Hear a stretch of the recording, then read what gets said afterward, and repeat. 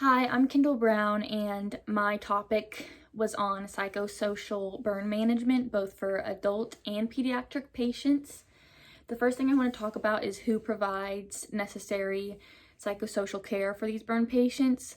And this is going to be anyone with the occupation of psychologists, psychiatric nurses, social workers, psychiatrists, just anyone with specialization in human behavior, and they should be considered for the treatment with a burn patient, and some of these might even be considered to continue after the acute care and go on throughout their lives depending on how severe or when it happened.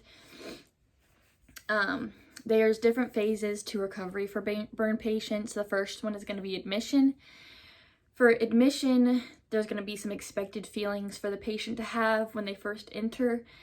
They're going to be anxious, they're going to have a lot of pain, which is going to cause even more anxiety. They're going to be sad because they're going to know that this is going to alter their life, and they're going to have a lot of fear just because of the unknown. So we want to make sure that we can reassure this patient, provide some normalization, and make sure that we're providing all of the relaxation techniques before we even reach the medications. Just deep breathing, reassure the patient, calm them down as best we can, and we're also going to try and consider some anxiety medications for this patient depending on how they're feeling. I do want to show a couple photos from some patients that are being admitted with this, just because you can tell that they're going to have some pain, they're going to have some anxiety, and that's going to be some expected behaviors that we see. The next phase is going to be rehabilitation. This is going to be increased pain with exercise, anger progressing to rage sometimes, depressive episodes, emotional shifts, and we're going to have to monitor for potential PTSD, especially for children, because they can start at such an early age before they found that foundation of their personality. They can move forward progressing with their PTSD, and that can kind of stick with them. So you're going to have to want to open up to them as much as you can have them open up to you. We're going to want to consider psychotherapy for both cognitive, behavioral, and with their family. For pediatric patients, this is especially true because family plays such an important and critical role for pediatric patients, because that's who they're going to be surrounded by, that's who they're going to be learning from, and ultimately the care that you're giving their family is the care that their pediatric patient is going to be receiving as well. For rehabilitation, you're also going to be considering anxiety and depression that could be treated with medication, and anxiolytics tapered over time. So you might start with a stronger dose with the severity of the anxiety and depression, but over time that can be slowly taken away dose by dose, just depending on the variant of the patient. The next phase of recovery is going to be reintegration. This is going to be the transition from in the hospital back to their lives at home, at school, wherever they are. We're going to have to ensure family cohesion, make sure everyone's on the same page, so when this patient goes back, they're not anxious over what's going on. Everyone's going to have to be on the same page and move forward together. For us, this is going to be making sure that everyone's understanding in the teaching plan, everyone's had a part and a say in what's going to go on for their treatment plan, and no one's kind of lost, and everyone feels as though they aren't hopeless or helpless, that they actually have a say and they can contribute to this plan of care. They're going to have fragile skin, which requires special care, and this isn't going to be just for the patient, but also for the people around us, which is also going to have to do a lot with the teaching that we provide. Upon leaving the hospital, symptoms of most traumatic stress may occur, just because a lot of times the patient will replay the moment in their heads or think about what they might have lost, and that can obviously cause trauma to the patient, or just remembering the pain that they might have suffered from they can even start feeling that pain over again. The patient will need a great deal of support and encouragement during this time, as to be expected. For pediatric management in particular, most children with burn injuries will experience withdrawal from activities and experience negative body image and self-esteem early on. This is important for us to kind of zero in on because they haven't found that foundation of self-esteem, and they haven't really established their own body image. So this is early on, they're morphed to believe that they're different from everybody else. So it's important for everyone around them to kind of reassure them and make sure they know that the condition that they're in isn't crazy, or they shouldn't be feeling like they're excluded from anything, which has a lot to do with how people around them are reacting. Assessment and management of emotional distress, grief, and other mental health difficulties need to be ensured. Proper treatment in their rehabilitation planning. The most important adjustment is the critical role that the patient's family will play. Like I said earlier, the biggest part of a pediatric patient is going to be their family, because the role that the parents will play or the role that their siblings will play, like that's how they will react based on how the people around them are reacting. Most parents of children burned will experience shock, guilt, and anxiety. So not only are we providing care for these patients, we're also providing care for their families, as we will with most patients. It's just especially with these burn patients for pediatrics is some people will start blaming themselves, say that it's their fault, and it's important for us to reassure that this is not their fault, and just include them in that plan of care so that they feel like they have a part and a say, and they have a big role in helping this child progress and get better and back on their feet.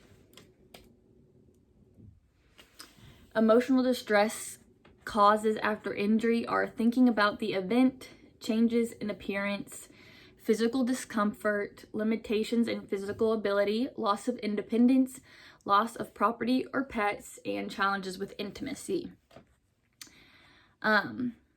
There are lots of coping strategies for these, in particular active problem solving. We'll have to discuss with the patient, and that is something that will also have to come over time. You won't just immediately be good at it. We'll have to kind of over time encourage this from the patient and keep them moving forward with this. Stress management strategies such as deep breathing, meditation, staying present in the moment.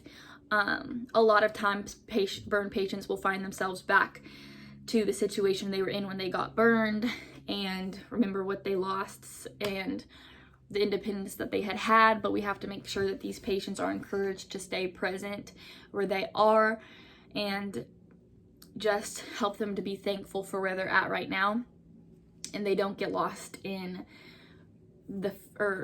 how they're gonna be progressing in the future or what could have been. We're gonna have to keep their head focused in on where they're at right now and how that's impacting them. Cognitive behavioral therapy is also highly encouraged for these patients. It will help them to progress in a much confident and just better way in general.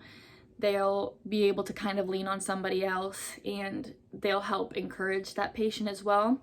We'll want to look into medical professionals that have dealt with patients with similar injuries, like having experience with body image changes, social discomfort, and PTSD. The more experience a doctor has had with these, the better off the patient will be, because they have seen this before and they know how it goes, and the patient will almost feel encouraged by knowing that they have dealt with someone that had the same exact, well, not necessarily exact, but the same types of injuries and have gone through the same things as they have. It will encourage them to get better, and seeing as though someone else has had that, they'll want to get better, and they know that it's possible, so they see a light at the end of the tunnel. These are some pictures I wanted to show. just because they can bring some hope. So like how a nurse can bring a smile to a patient's face, even when they're going through something so traumatic. Some of the body changes that might be seen, like the hands or the face, and how physical therapy can encourage a patient. There's just so many things that can be done for a patient to help encourage them to move forward. They're going to have to lean heavily on their medical staff, and as far as being a nurse, being encouraging and being that light for them is super important, because burn patients in particular will suffer with a lot of body image problems, and socially they'll just feel like inferior because they know they look different from everybody else. So revealing that that's not something they should be ashamed of, and encourage them to just be confident in who they are and be proud of themselves for being a survivor, because ultimately that's what they are. We don't want to treat them as though they're a victim, but as a survivor. I did form an NCLEX question, and my question is: a 21-year-old female with facial burns asks if she will ever look the same as before. Which response is best as a nurse? A, if you desire reconstructive surgery, you can look the same as before. B, we can remove the scars with the use of interventions necessary. C, you will not look exactly the same. Or D, you should not be worried about your appearance right now. The correct answer is C, you will not look exactly the same. This is correct because with burn patients in particular, you're going to have to be straightforward. You're just going to have to straight up tell them if that's the case. If they're not going to look exactly the same as they did before, you're going to want to let them know that. You're not going to want to beat around the bush or try and sugarcoat anything. They're your patient. They deserve to know what's going on. It's not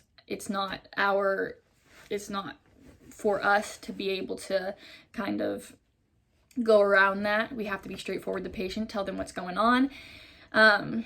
We're not going to tell them they're going to look exactly as they were before. We cannot promise something that we cannot 100% provide for that patient. And D, when it says you should not be worried about your appearance right now, as nurses, we're not going to tell the patient what they should and should not be worried about. That's for them to decide. We can't tell them what they should and should not be worried about. We should just reassure the patient. We should validate the patient's feelings. That's what we're there for, not to tell them what they should and should not be worried about. And from all this information, this is my works cited. And that is all. Thank you.